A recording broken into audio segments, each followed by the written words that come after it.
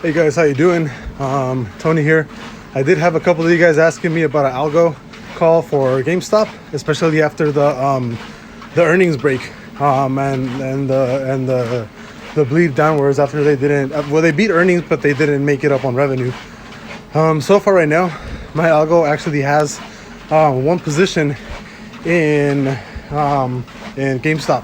It's currently up 2.6%, and its average buy-in price was, let's see when it bought. It bought in on $16.48, and it bought in December 3rd, and it's currently up about 2%, I think. As of right now, for GME, there are no current algo calls as far as, my algo thinking that it's actually bullish or not. But it actually, the last time it purchased was December 3rd. At least for GameStop, let me see, December 2nd. Yeah, so it actually gave a bullish signal December 2nd, and the algo actually bought a position the next day, December 3rd, at 1648. But yeah, GameStop, so far, nothing new yet. We'll see what happens a little bit later on, and we'll kind of go from there.